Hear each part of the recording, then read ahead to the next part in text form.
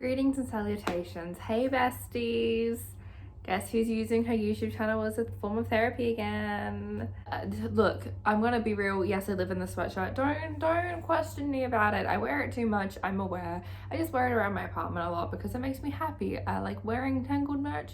It makes me happy, and I don't have I like sweaters. I like sweatshirts. Also, it's getting cold in Australia, and I don't have any other Tangled ones. So obviously, everyone has been new. I've been going through it a little bit lately, a lot lately, and something that I don't think my therapist told me to do. I think it was just someone giving advice, or I read it. I don't know, picked it up somewhere, but someone recommended as a way to learn to be kind to yourself, to remember that your child self is still within you, and to try and be kind to them rather than the version of yourself that you are now. So for me, that means to think about like little Ashlee, little 4-year-old, 6-year-old, 8-year-old, 10-year-old Ashlee, knowing that all those versions of myself are still within me, and in order to protect them, I have to protect myself and my current self and be kind to the person that I am now. And in some ways this does really help, but it's also a very complicated thing for me, and I just kind of wanted to like vent about why it's complicated for me, you know, as if you were my therapist, because this is healthy. For me, while it does help in a way to be kinder to myself, because I think back to those versions of myself and I just, oh Jesus Christ, imagine if I could talk about anything without crying. I just wish that I could have that version of myself back, and I wish that I could prevent everything that happens to her from happening, because a lot of stuff happens to her, happens to little Ashlee, that I don't really think she deserves and that she can't come back from. So it is a good way of looking at it, of like, I have to be kind to myself now because that's the best thing I can do by her, and that's the only thing I can do by her. But it's also very complicated for me because I don't feel like that person is me anymore. The whole reason that this works is because it's like those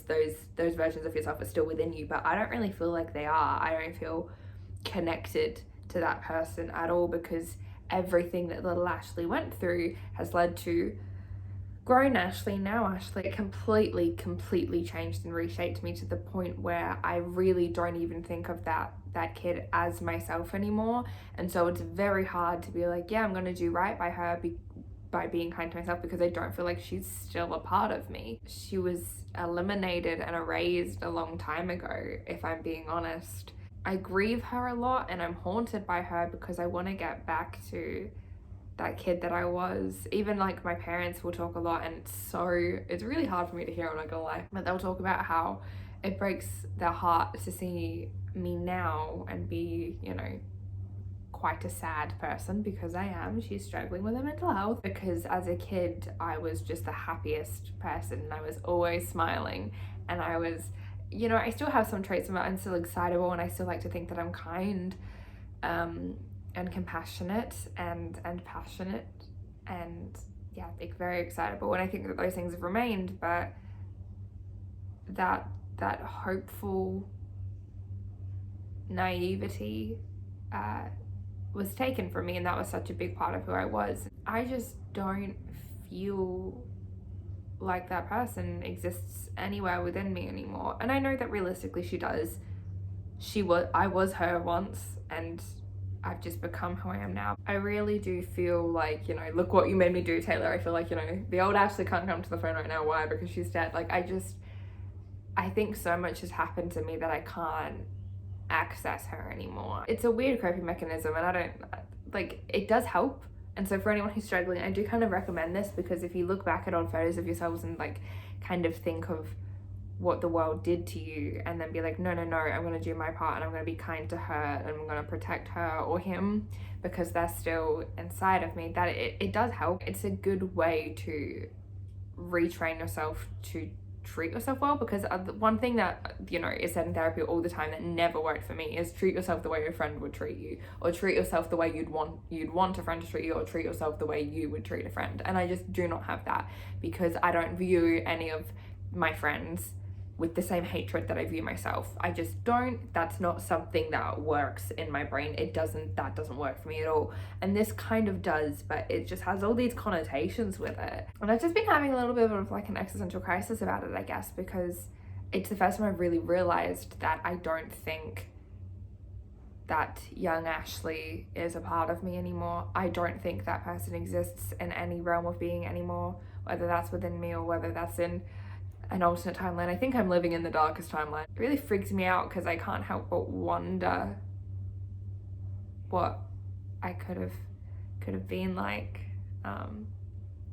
if everything hadn't happened, or if I handled it differently, or if, I don't know, there's a lot of what ifs around how I turned out and around my own personality. I was getting coffee with a friend yesterday and she just watched Miss Americana, which made me very happy because she's not a Taylor Swift person. She basically just watched it because she thought it looked cool and because she knows that I love her, which made me very happy. But she basically said how like she could see so many of my mannerisms in Taylor Swift, and she was like, you know, you just completely like shaped your personality after her. And I was like, yeah, I did. Like, I'm not ashamed of that. I 100% did as a kid. It was a coping mechanism, and I spent so much of my time like watching interviews and stuff, and I still do, that like I just naturally picked up on it. The way you pick up friends' mannerisms or anything, anyone you spend long periods of time with, you do kind of pick up on their vocabulary and their mannerisms over time. And for me, that obviously meant that I stole a lot from celebrities and fictional characters, but it got to the point where I was like, if we stripped away everything that I took from fictional characters, what's left of me? What identity do I have?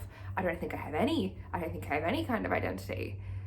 And that's just kind of a lot to think about and to deal with, and I just don't know how I feel about all of this. One day I'll find a coping mechanism that works, hopefully. I'm sure it will. Anyway, that's all. Don't know what this was. I just wanted to make a little talky YouTube video because I have enjoyed these. I don't know if anyone else enjoys watching them, but for me, when I watch YouTube, something that's really comforting to me is like Dodie's old videos, or like some of Carrie Fletcher's, where they just kind of like talk about their feelings and just chat about what's on their mind to a camera for ages. It kind of just feels like I'm sitting and talking with a friend, especially late at night. It feels like a nice little late at night session. And so I don't know, I enjoy filming these. It's because it means I get to vent, and I hope that people have the experience watching them that I kind of have watching YouTubers and creators that I like making these kinds of videos. I don't know. Also, I have pink hair. Hi. Yeah, that's all. Thanks for watching whatever this was. If you guys try this or have any experiences with this or anything, chat to me in the comments about it. I really actually want to talk to people about this, I think. I love you very much. I'll see you very soon. Mwah.